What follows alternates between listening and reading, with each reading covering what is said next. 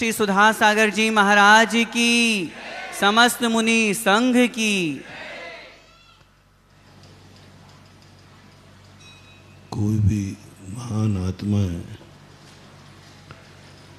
जब किसी भी चीज का परिवर्तन करते हैं,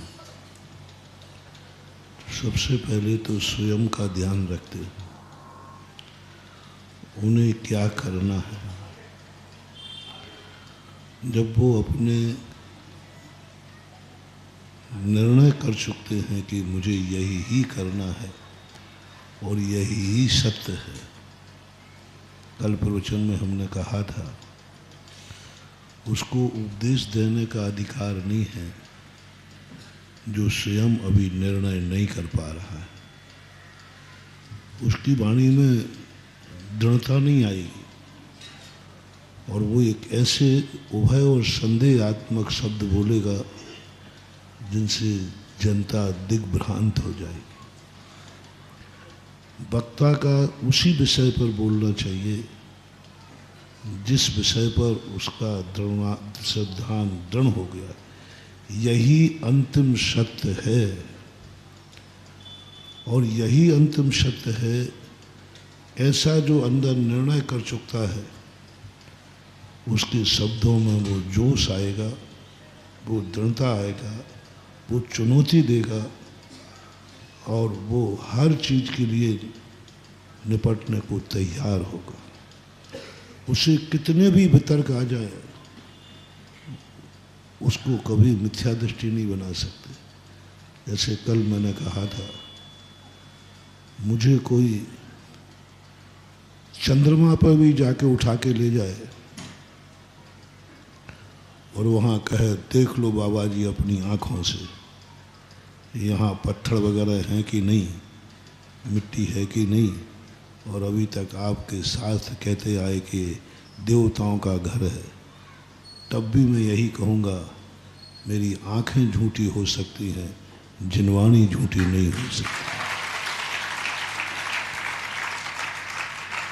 ऐसा सिद्धांत, ऐसा अडिग निर्णय जब जिस व्यक्ति का हो जाएगा, वो लेखनी लिखने का, प्रवचन करने का अधिकारी होता है, क्योंकि वही व्यक्ति दूसरों के लिए कुछ दृढ़ता कर पाएगा, अंदर की आवाज निकाल पाएगा।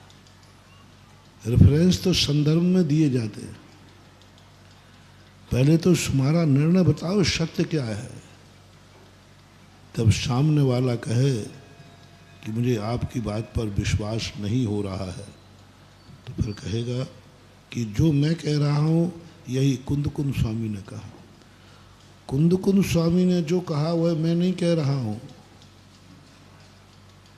इसको अभी सम्यक दर्शन नहीं है। कुंदकुंद स्वामी ने जो कहा वो मैं कह रहा हूँ, ये वक्ता है, ये लेक्चर है, ये सम्यक दृष्टि का लक्षण नहीं है। सम्यक दृष्टि क्या कहता है, जो मैं कह रहा हूँ यही कुंदकुंद भगवान ने कहा है, जो मैं कह रहा हूँ यही जिनेन्द्र देव ने कहा है, और हम जिनेन्द्र देव को सपोर्ट में ला रहे हैं। हमारा निर्णय तो हो चुका, हम तो निर्णय कर चुके कि यही सत्य है, अग्नि हाथ पर रखी है, और वो कहे हमारे पिताजी ने कहा था कि अग्नि गर्म है, कि क्या कहेगा, मैं देख रहा अग्नि गर्म है, यही मेरे पिताजी ने कहा था, उक्तम च।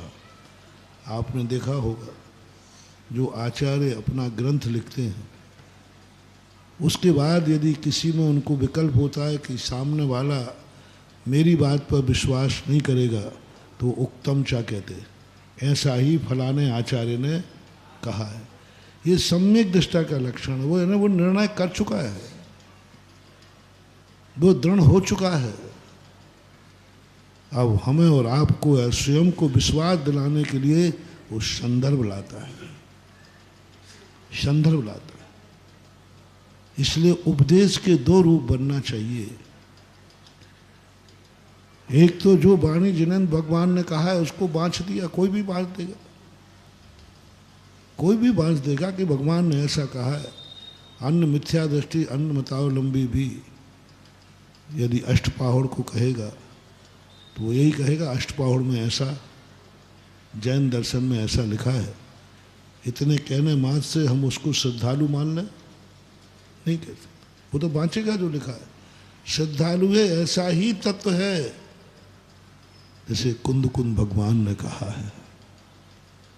मैं सदा कहता हूँ भगवान ने जो कहा है वह सत्य नहीं है, ऐसा मानने वाला सम्यक दर्शन से रहित है। गुरु मेरे कह रहे हैं वह सत्य है क्योंकि गुरु ने कहा है, सो यह आपका सम्यक दर्शन से रहित पना बता रहा है। ये तो सभी कह देंगे कि भाई गुरु ने कहा, सभी कह देंगे हमारे भगवान ने ये कहा, हमारे भगवान ने कहा, भगवान ने जो कहा नहीं है। अपन को थोड़ी भाषा बदलो। भगवान ने कहा है वह सत्य नहीं कह रहा हूं, जो सत्य है वही भगवान ने कहा है। अब देखना कितना अंतर आ गया। भगवान कह रहे इसलिए भैया मानो क्योंकि भगवान तो झूठ बोलते ही नहीं है। नहीं, मेरा विश्वास भगवान के ऊपर है कि भगवान ने वही कहा है जो सत्य है, क्योंकि भगवान असत्य ज्ञानी नहीं होते, सत्य के ज्ञानी होते। भगवान के कहने से वह सत्य नहीं हो गया, सत्य था सो भगवान के कहने युग में आ गया। सत्य था सो कहा है सो सत्य नहीं है। गुरु महाराज ने कहा है इसलिए सत्य नहीं है, यही सत्य था सो गुरु ने कहा है।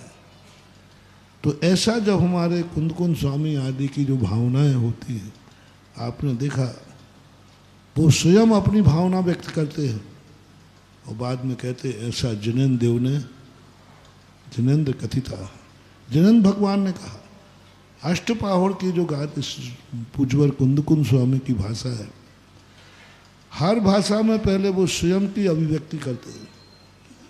मेरा निर्णय ये है, मेरा निर्णय ये है, यदि मैं गलत हूँ हो सकता हूँ, लेकिन मैं जो निर्णय कर चुका हूँ ये भगवान ने, फलाने आचार्य जिनेंद्र भगवान ने ऐसा कहा।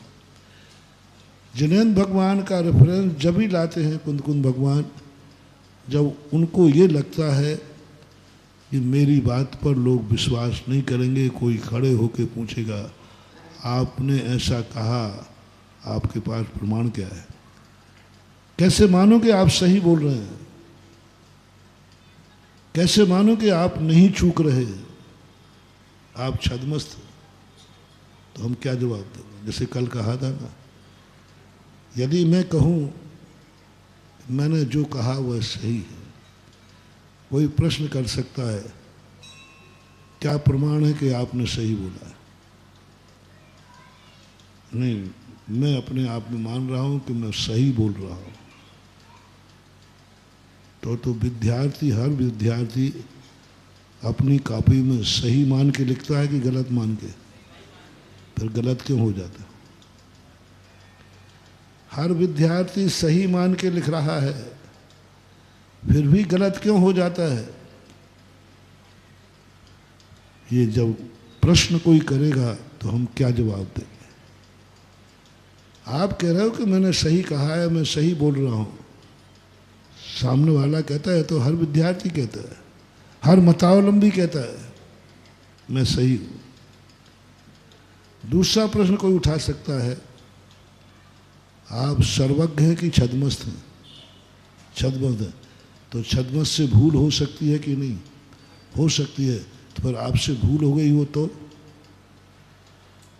इन दो प्रश्न जब लेखक को या वक्ता को सामने आ जाते हैं कि मेरे कथन पर सामने वाला दो प्रश्न उठा सकता है, उसके समाधान में वो तुरंत विचार करता है मैं जो कह रहा हूँ यही बात साक्षात जिनेंद्र देव ने कही है, वह मैंने कही है। अब आपको सारे प्रश्न खत्म। जिनेंद्र भगवान तो सर्वज्ञ है, हाँ वो तो सर्वज्ञ, उनसे भूल तो नहीं हो सकती, नहीं हो सकती। तो जहाँ जहाँ बार बार कुंद कुंद स्वामी ने कम से कम एक एक ग्रंथ में 10 से 20 25 बार जिनेंद्र भगवान की, मैं जहां उनने जिनेंद्र भगवान का नाम लिया मैंने कहीं डर गए। इनको लग गया कि ये लोग श्रोता हमारी बात को उड़ा देंगे, गप है तो। वहाँ जहाँ उनका दृढ़ विश्वास है कि नहीं, मैंने तर्क रख दिया, मैंने कह दिया कोई काट नहीं सकता, वहाँ उन गाथा में भगवान का नाम नहीं लिया। लेकिन जहाँ उन्होंने कहा कि प्रश्न कर देगा तो मेरे पास जवाब नहीं होगा, वहीं तुरंत कहते हैं उक्तम चा, फलाने आचार्य ने ऐसा कहा, भगवान ने ऐसा कहा। तो यह स्थिति ग्रंथ लेखक की होती है। तो हमें ग्रंथ लेखक से लेखवाचकों को ये निर्णय करना चाहिए पहले। अभी बड़ी संगोष्ठी में भी कहा, हमें बाँचना नहीं है, हमें अपने सम्यक दर्शन की अभिव्यक्ति करना है। हमारे लेख में झलकना चाहिए कि सम्यक दृष्टि लेख बाँच रहा है, सम्यक ज्ञानी लेख बाँच रहा है। उपदेश में झलकना चाहिए कि सम्यक चारित्री प्रवचन दे रहा है प्रवचन को। ये बात नियम से होना चाहिए।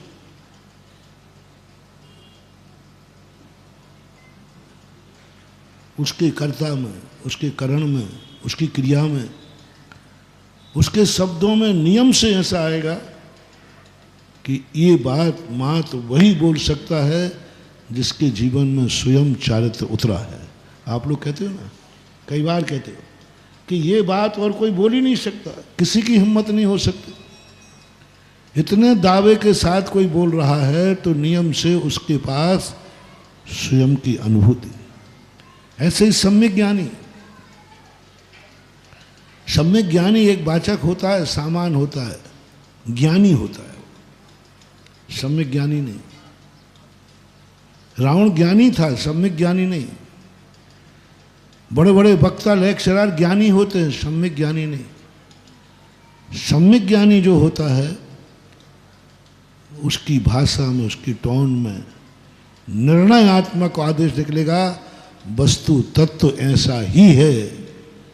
और ये आवाज़ जब निकलती है तो ऐसे लगता है कि जैसे बहुत सम्यक ज्ञानी बोल रहा है। आपको विश्वास नहीं है तो मेरी बात जिनेंद्र भगवान कसौटी हो, जिनवाणी गुरु हमारे वक्तव्य के काफ़ी जांचने वाले हो। लेखक हम हों, हमारी लेखनी उत्तर पुस्तिका बनना चाहिए और गुरु जांचने वाले हो। भगवान कसौटी है। हमारा सोना यदि, ये सोना किसका है? ये सोना हमारा है। क्या सबूत है खोटा है? जिनेंद्र भगवान की कसौटी पे कस लीजिए। कसौटी तुम्हारी नहीं हो सकती। तुम्हारा सोना है, कसौटी जिनेंद्र भगवान की हो। इसको बोलते हैं कि यह सम्यक दृष्टि बोल रहा है।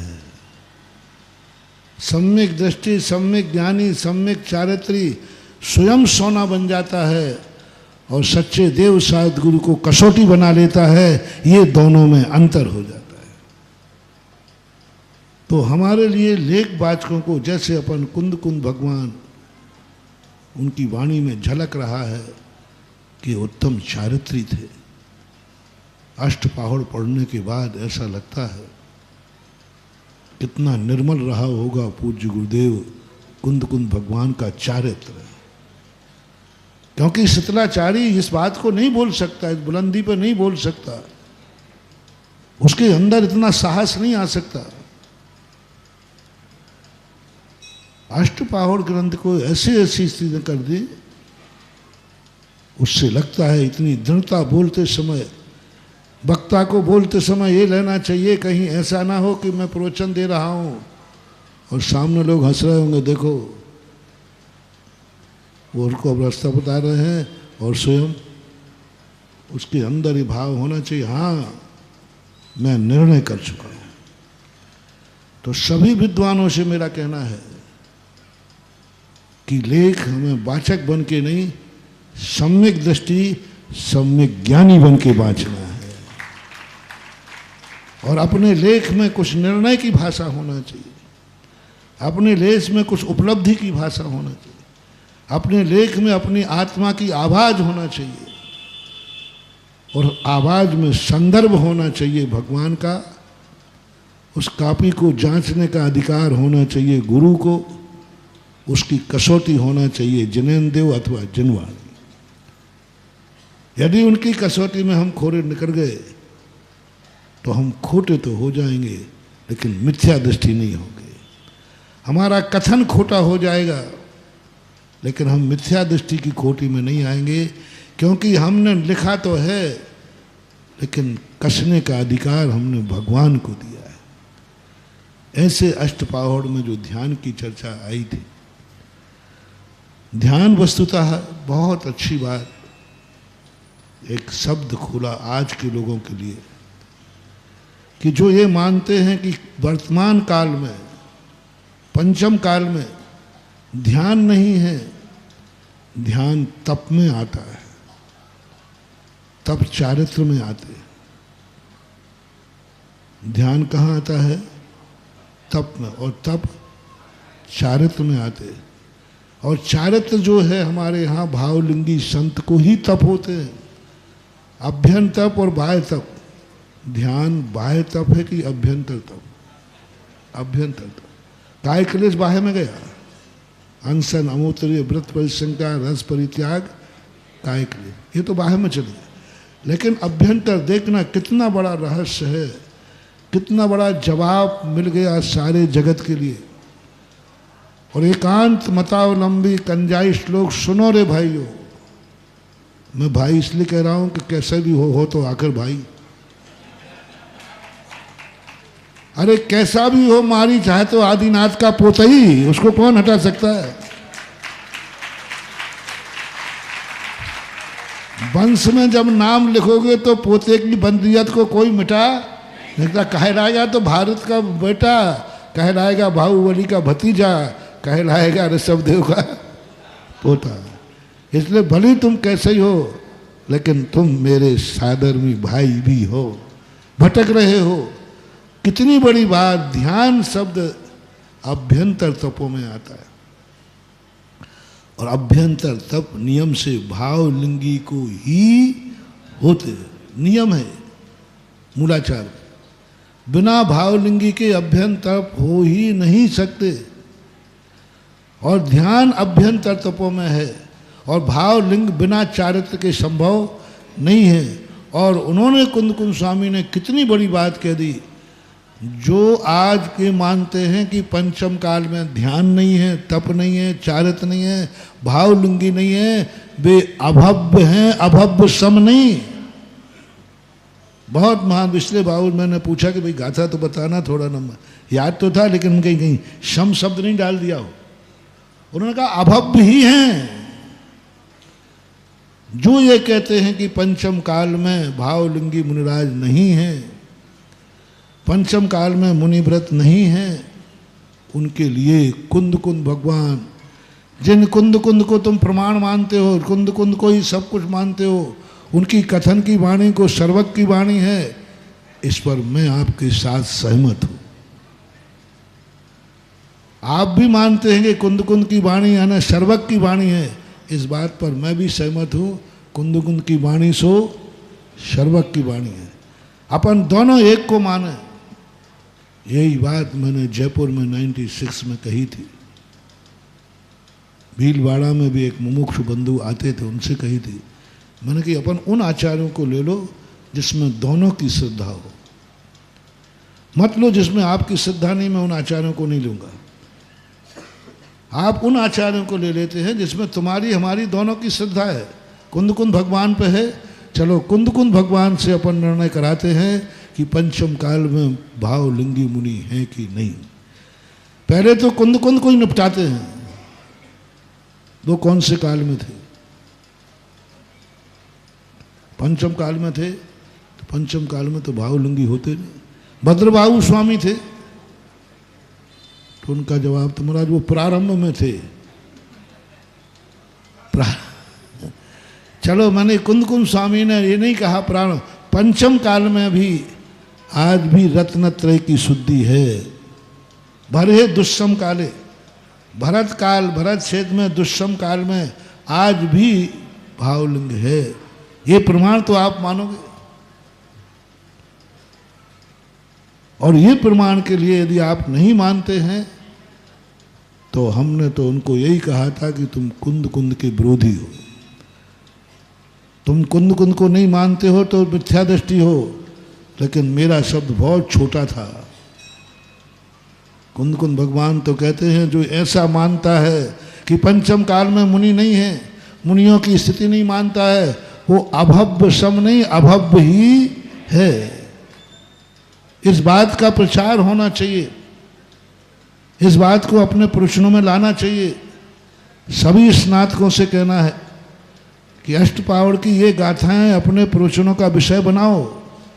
इससे एकांत मत टूटेगा, इससे सत्य का उद्घाटन होगा। अभव्य शब्द कहना सब जैन दर्शन की सबसे बड़ी फांसी कहो, आजीवन कारावास कहो। मिथ्या दृष्टि कहने में उतना ज़्यादा सजा नहीं है, क्योंकि अभी सम्यक प्राप्त करने की। और अभव्य कहने का अर्थ तो है खत्म, कुछ नहीं, ना आज नहीं, कल नहीं, परसों नहीं। तो ये ध्यान के पेपर में ये बहुत बड़ी नई बात अपन को सबको मिली कि अभव्य शब्द प्रयोग किया, जो कहता है इस काल ध्यान का काल नहीं है। अब रही बात उसमें जो एक शास्त्री जी ने किया था कि ध्यान के जो लक्षण बनाया है तत्वार सूत्र में, तत्वार सूत्र की विधा समझना। तत्वार सूत्र में कहा श्रुतम अनिंद्रियस्य, श्रुत अनिंद्रिय का विषय है। तो क्या संगी पंचेंद्रिय के नीचे जीवों के श्रुत ज्ञान नहीं होता? दो ज्ञान सभी जीवों के सदा पाए जाते हैं, मति ज्ञान और एक इंद्रिय के पास भी है, निगोदिया के पास भी है, सभी के पास है। फिर यहाँ श्रुतम अनिंद्रिय से क्यों कह रहे हैं कि श्रुत ज्ञान मन का विषय है? तो टीकाकारों ने पर जवाब दिया, यहाँ मोक्ष मार्ग का प्रसंग होने से मोक्ष मार्ग सम्यक श्रुत ज्ञान नियम से संगी पंचेंद्रिय को ही होगा। सम्यक ज्ञान की चर्चा है, मिथ्या ज्ञान की चर्चा नहीं है, ये मोक्ष मार्ग। इसी प्रकार ध्यान के प्रसंग में चूंकि ये मोक्ष मार्ग का प्रसंग है, इसका नाम क्या है? सम्यक दर्शन ज्ञान चारित्राणी। मोक्ष मार्ग को बताना है। तो मोक्ष मार्ग के जो ध्यान है, एकाग्र चिंता निरोधो ध्यानम, एक उत्तम संघनन जो शब्द डाला है, उत्तम संघनन का अर्थ दो होते हैं। उत्तम संघनन का अर्थ होता है प्रशस्त संघनन भी होता है, और उत्तम का अर्थ होता है उत्तम से तीन संघनन लिए जाते हैं। उत्तम से तीन, चरम उत्तम नहीं, तीन संघनन लिए जाते, क्योंकि तीन संघननों में शुक्ल ध्यान होता है। और मोक्ष मार्ग जो है, मोक्ष जो है शुक्ल ध्यान से होता है, धर्म ध्यान से नहीं। धर्म ध्यान से शुक्ल ध्यान होता है और शुक्ल ध्यान से मोक्ष केवल ज्ञान होता है। इसलिए परंपरा से जो कारण बनते हैं उनको वहाँ गौण कर दिया गया, और जो साक्षात कारण है मोक्ष का, कर्मों के क्षय का कारण है, उसकी वहाँ उन्होंने मुख्यता दे दी। इसलिए उत्तम संघनन है तीन संघनन। और जब कर्मों का क्षय होगा तो नियम से वज्र सम नाराज संघनन के साथ ही होगा। आर रौद ध्यान भी होते हैं कि नहीं? होते हैं, उस ध्यान की वहाँ विवक्षा नहीं। जैसे कसाय क्रोध का वर्णन करोगे तो यही कहोगे क्रोध बेकार है, निंदनीय है, नरक ले जाता है। तो क्रोध तो छठे गुण स्थान तक भी है, तो क्या वे भी नरक जाएंगे? तो क्रोध की प्रशंसा करें, क्रोध अच्छा भी होता है, मुनिराज की भी करते हैं, श्रेणी में भी होता है, नहीं प्रशंसा नहीं की जाएगी। भले मुनिराज के क्रोध है, लेकिन क्रोध तो निंदनीय ही है।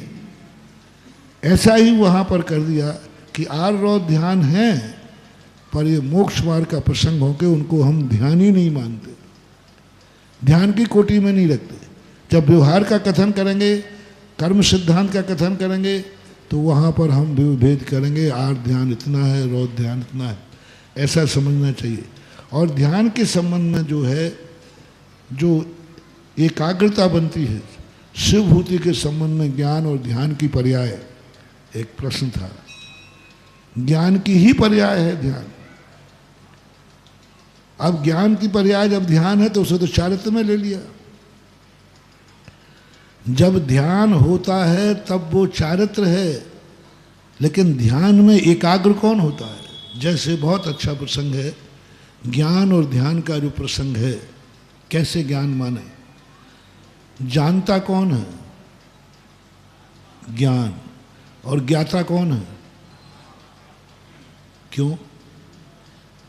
जानने वाला ज्ञान है और फिर ज्ञाता आत्मा कैसे हो गई? ज्ञान को ही ज्ञाता कहो ना। जानने वाला ज्ञान है तो फिर ज्ञाता आत्मा को क्यों कह रहे हो? ज्ञानी जानता है, ज्ञानी ज्ञाता है, आत्मा क्यों? ये ऐसा ही दोष आ जाएगा जैसे धन को ही धनी कहो। धन को ही, सरल कर रहा हूं उदाहरण, थोड़ा बहुत एक देश होता है। धन को क्या हम धनी कह सकते हैं? धन अलग चीज है और धनी अलग चीज है। धनी धन के बिना नहीं पाया जा सकता, लेकिन धन धनी के बिना पाया जा सकता है कि नहीं? पाया जा सकता। इसलिए धन धनी नहीं है। इसी प्रकार ज्ञान ज्ञाता नहीं है। ज्ञान ज्ञान है, ज्ञाता ज्ञाता है, लेकिन वो ज्ञाता ज्ञान के बिना, जैसे धनी धन के बिना नहीं है, लेकिन धन का नाम धनी नहीं है। ज्ञान ज्ञाता नहीं है, लेकिन ज्ञान के बिना ज्ञाता नहीं। अब देखना, ज्ञान के बिना ज्ञाता नहीं है। इसलिए ज्ञान जब ध्यान रूप की परिणति करेगा तब वो ध्यान बनेगा, लेकिन ध्यान ज्ञान नहीं है। ध्यान ज्ञान नहीं, ध्यान चारित्र की पर्याय है। ध्यान का मालिक चारित्र है, वो चारित्र की कोटि में जाता है, ज्ञान की कोटि में नहीं जाता। लेकिन ज्ञान की ही पर्याय है चारित्र, पर चारित्र ज्ञान नहीं है। जैसे धन और धनी में, धन भिन्न चीज है और धनी भिन्न पर्याय है। धनी किसकी पर्याय है? मान लीजिए किसी व्यक्ति की, धनी, धन उसकी पर्याय नहीं है, लेकिन धन के बिना क्या धनी की पर्याय है? बस ये उदाहरण बैठा लो। ज्ञान सो ध्यान नहीं है, धन सो धनी नहीं है, ज्ञान सो ध्यान नहीं है, लेकिन ज्ञान के बिना ध्यान नहीं है। ये कहते हैं, जब ध्यान जब ज्ञान की पर्याय थी तो उसे सम्यक ज्ञान में लेना चाहिए थी। उसे चारित्र में क्यों ले गए ध्यान को? ज्ञान के भेदों में डाल देते, क्योंकि ज्ञान की पर्याय है। जो जो जिस गुण की पर्याय हो वो मालिक उसी का हो, वह उसकी मलकियत की पर्याय हो, ऐसी बात नहीं है। आज तक किसी वागम में ज्ञान को ज्ञाता नहीं कहा। ज्ञान गायक नहीं होता, गायक आत्मा होती है, ज्ञान के बिना गायक नहीं है। ऐसे ही ध्यान तो चारित्र की पर्याय है, लेकिन वो ज्ञान की पर्याय के बिना चारित्र की पर्याय बन नहीं सकती। इसलिए ज्ञान और चारित्र दोनों पर्याय मिलकर के अंत में एक किसकी पर्याय मानी जाए? आनंद लेने वाला धन है या धनी है?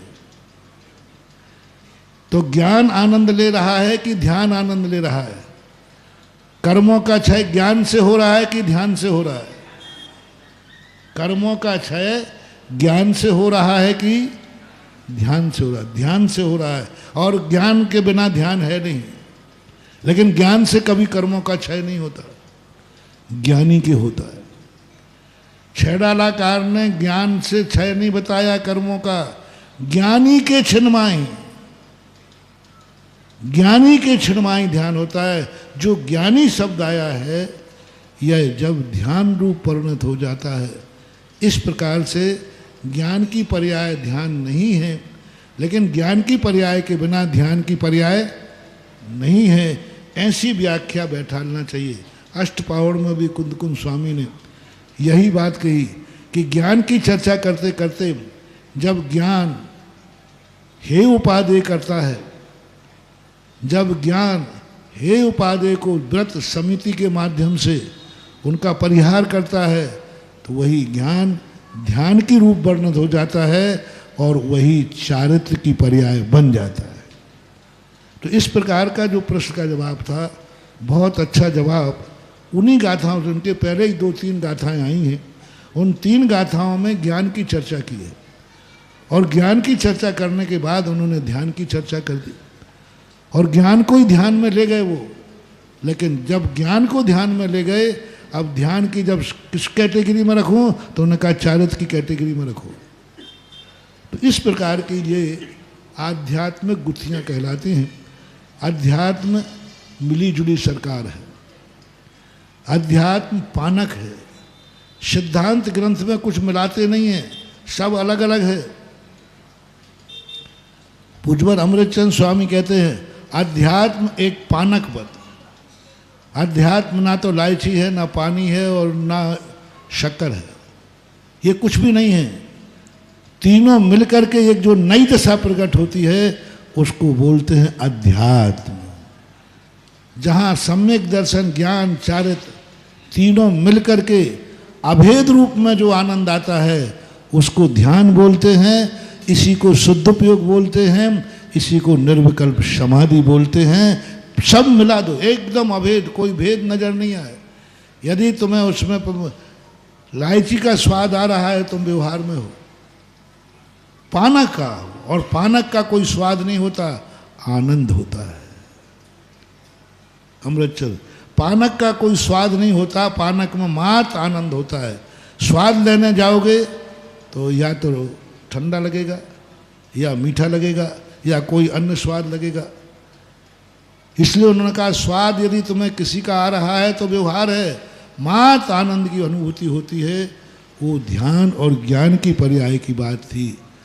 और 1-2 प्रश्न थे शायद ध्यान के, और दूसरा एक था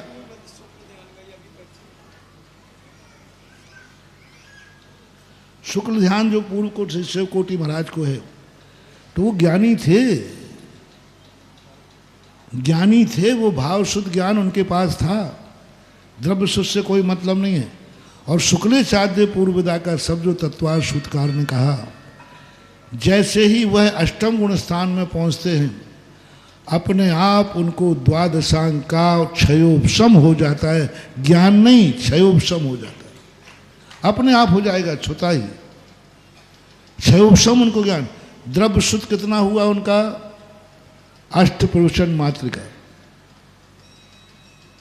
जो द्रव्य शुद्ध हुआ, लेकिन अंदर का जो भाव शुद्ध है, वो पूरे द्वादशांग का जो भाव है, वो उनके अंदर क्षयोपशम को प्राप्त हो जाता है, ऐसा मानना चाहिए।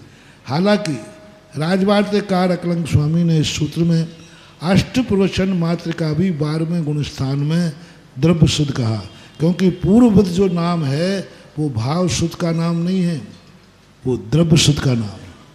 भाव शुद्ध में पूर्ववत नहीं होते, द्रव्य शुद्ध में ही होते। तो ऐसे 2 आचार्यों के मत को लेकर तत्वार शुद्ध की परंपरा में क्षयोपशम वहाँ प्रकट हो जाता है। अब दूसरा जो पंचाचार का लेख था, ध्यान के पूरे प्रश्न हो गए।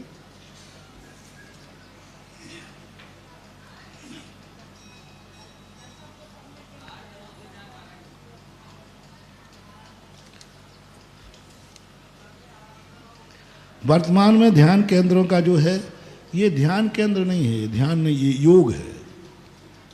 योग में और ध्यान में अंतर है। ये योग कहलाते हैं। योग के माध्यम से क्या होता है? मन वचन काया को दिशा देना, मन वचन काया के भटकाव को रोकना। जैसे बच्चे को स्कूल देना है तो चॉकलेट दे देना, तो इसी प्रकार के इनके माध्यम से जो मन का भटकाव था, उन भटकाव को एक दिशा मोड़ने के लिए योगा किया जाता है। ज्ञानाकार ने प्राणायाम आदि के लिए कहा कि ये ध्यान नहीं है। इन प्राणायाम आदि के माध्यम से मन को सूचना देना है कि तुझे बहिर्मुखी नहीं होना, इधर को आना है। जैसे मंदिर में जाके घंटा बजाते हो, क्या अर्थ है? सूचना है कि मैं भी आ गया हूँ। निश्चय ही बोलते हैं, सूचना है। तो इसी प्रकार योग जो आज हो रहे हैं, ये मन को अन्यत्र से हटा करके ध्यान के अभिमुख करने का अभ्यास है। इसलिए ये ध्यान नहीं है। और जिस ढंग से ध्यान कराए जा रहे हैं वो तो पात्र भी नहीं है। जो वाचक ने कहा था कि पात्र के लक्षण कहे गए, आहार पर विजय हो, निद्रा पर विजय हो, योग आदि जो कहे गए, ये तो एक भी लक्षण नहीं। इसलिए वो ध्यान ही नहीं है, वो ध्यान के पात्र ही नहीं है, और वो ध्यान नहीं, ध्यानी भास है। वो ध्यान का आभास है वो। लेकिन मैं उसका निषेध करूंगा, सो बात नहीं। क्योंकि व्यक्ति को अनैतिकता से बचाने के लिए यदि कोई व्यक्ति को एकाग्र करते हैं तो उसका निषेध नहीं करना, लेकिन उसको ध्यान भी नहीं कहना। अब पंचाचार की बात जो थी, पंचाचार में यदि कोई आचार कम हो तो नहीं हो सकता, नहीं हो सकता। 28 मूल गुणों में कोई कम हो तो कमजोर हो सकता है, कम नहीं। कमजोर होना और कम होना, किसी का कोई पेपर अच्छा गया, किसी का कोई कमजोर गया तो पास कराएगा, देना सबको पड़ेगा। तुम कहो एक पेपर कम देवे तो नहीं चलेगा। पंचाचार पूरे होना चाहिए, 28 गुण पूरे होना चाहिए। उसमें कमजोर हो सकता है, कोई पंचाचार उसका अधिक है, कोई कम है। ऐसा कुंद भगवान ने स्पष्ट कहा। जो जिसकी चर्या बताई पूरी होना चाहिए, कम बेसी हो सकती है। सम्यक दर्शन के 8 अंग कहे तो 8 ही होना चाहिए। अब कोई अंग में डिक्टेंशन हो सकता है और किसी अंग में, लेकिन होना चाहिए, सभी अंग होना चाहिए। पंचाचार में जो 18,000 शील की बात कही, एक हमारे यहाँ कथन होता है संक्षेप रुचि और एक विस्तार रुचि। तो संक्षेप रुचि से जब कथन करते हैं तो शील का एक ही शब्द नहीं है। पूज्यवर समंतभद्र महाराज ने 12 व्रतों में से जो व्रत कहे जाते उसमें 7 को शील कहा। 3 गुणव्रत और 4 शील नाम से संज्ञा दी, उन्होंने नाम ही दिया शील। शील सप्तकम, तत्वार सूत्र में भी उनको सर्वार सिद्धिकार ने शील शब्द का प्रयोग किया। तो शील शब्द का अर्थ होता है अनिवार्य, स्वभाव। इसके बिना तुम्हारे 5 मूल गुण अनुव्रत सफल नहीं होंगे। इनको शील क्यों कहा? 5 अनुव्रतों को शील क्यों नहीं कहा? क्योंकि इनके बिना आपके 5 अनुव्रत पल ही नहीं सकते। जब ये पालोगे तभी वह पूर्ण अनुव्रत माने जाएंगे। इसलिए स्वभाव कह करके उन्हें टाल दिया। अब जो 18,000 शील की बात आती है, वे 18,000 शील इन्हीं पंचाचार में शामिल हैं। क्योंकि जो गोमर जीव कांडकार नेमी चंद आचार्य महाराज ने जो 18,000 शील के व्रत बनाए हैं, वो मुनिराज निरंतर पालते। अब प्रश्न था दूसरा कि पंचाचार तो आचार्य परमिष्टि के होते हैं, आचार्य परमिष्टि के ही होते हैं। लेकिन आचार्य परमिष्टि की परिभाषा क्या है? दंसन नान पहाणे धीरे चरित्र तवा यारो अप्पा परम च जुंजई शो आर्य नमो तस्य। ये जो 5 आचार्य के हैं, ये उनको पालन ही नहीं करना है। अप्पा परम च जुंजई, दूसरों को पालन कराना है। जब पालन कराने की बात आई तो मुनि महाराज को क्या पालन कराएंगे? फर्क कितना है? मुनिराज स्वयं पालन करते हैं और आचार्य पालन स्वयं करते हैं और कराते हैं। अप्पा परम से झुंझई, ये शब्द में सारी चीज आ गई। जो स्वयं के पास है वो स्वयं दूसरों को पालन कराते। मुनि महाराज स्वयं पालन करते हैं। इस प्रकार से पंचाचार जो हैं मुनि महाराज के होते। संग्रह न है। जहाँ पंचाचार की चर्चा की वहाँ 28 मूल गुणों की चर्चा नहीं की। 28 मूल गुणों की चर्चा नहीं की उन्होंने। क्यों नहीं की? पंचाचार के अंदर 28 गुण अपने आप आ ही जाएंगे। जो ये कहा था कि 4 आराधनाओं में भी कहा, रत्नत्रय में भी सम्यक दर्शन व्यास चारत कहा, सम्यक दर्शन, दर्शनाचार और दर्शन आराधना। ये प्रश्न बहुत बड़ा महत्वपूर्ण था। सम्यक दर्शन, दर्शनाचार और दर्शन आराधना। सम्यक दर्शन जो है वह आचरण में नहीं लाता, श्रद्धा में लाता है। श्रद्धा में लाता है, ऐसा ही वस्तु स्वरूप है, ऐसा ही है, अन्य रूप नहीं है, ऐसी उसकी श्रद्धा है।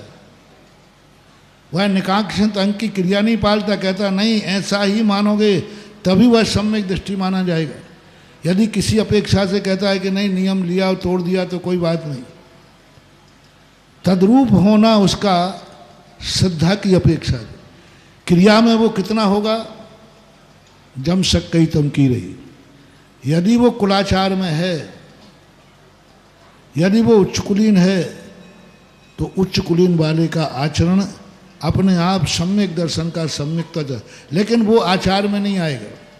जैसे गृहस्थ भी उपवास करते हैं, उनको उपवास नहीं कहा, व्रत कहा। प्रोष दो उपवास व्रत है, तप नहीं है।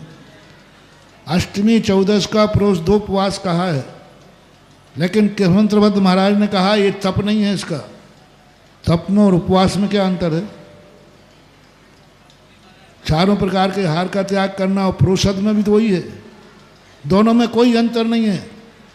लेकिन गृहस्थ जब वो करता है तो प्रोष दो उपवास व्रत है, और वही उपवास मुनि महाराज करते हैं तो व्रत नहीं है, वो तप है।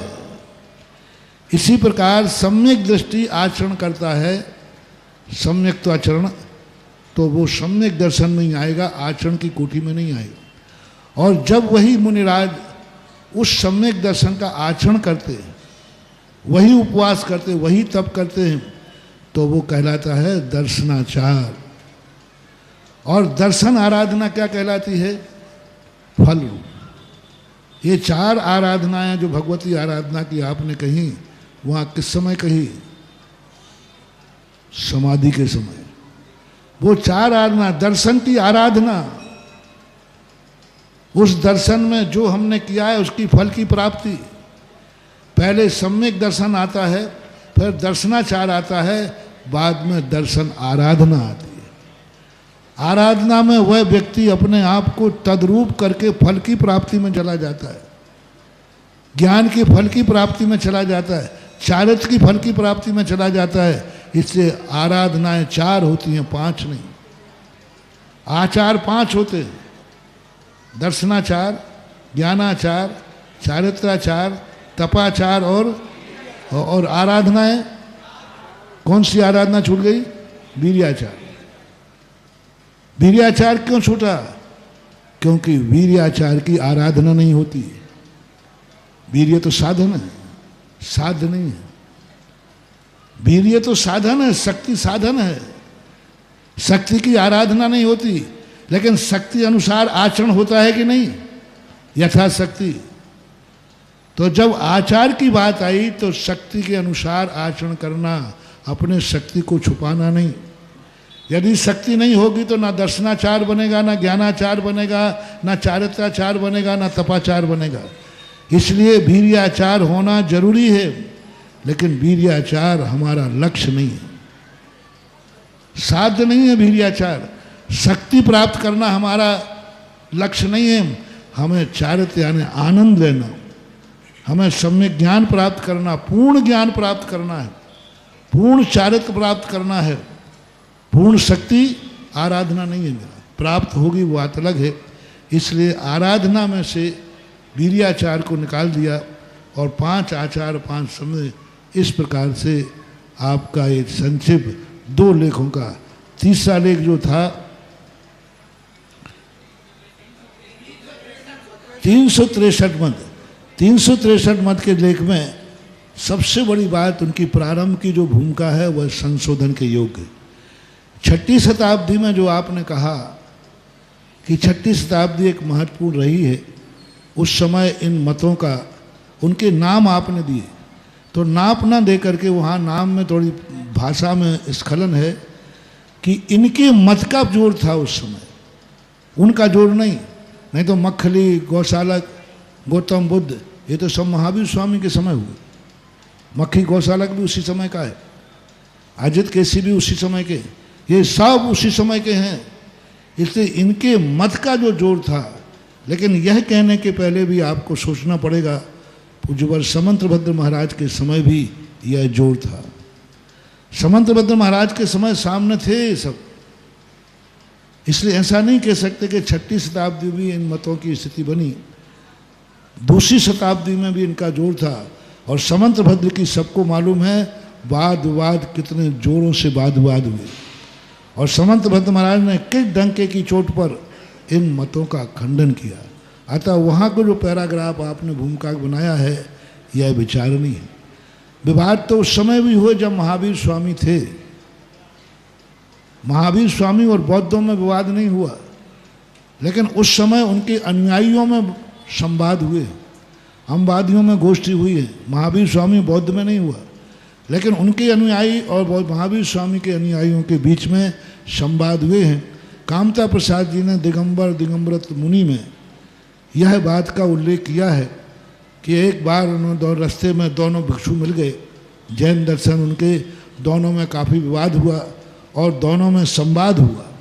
ऐसा उल्लेख कामता प्रसाद जी ने उत्तर भारत में बिहार के तक्षशिला के आसपास का उल्लेख दिया है। तो इन सब चीज़ों को थोड़ा सा लेख को परिमार्जित करें, यही सबका आशीर्वाद। शायद जवाब सब हो गए होंगे। आपने लिख के दिया, हमने यहाँ लिख लिया था थोड़ा थोड़ा, फिर भी भूल जाता हूँ, स्खलन तो हो ही सकता, छदमस्त हूँ।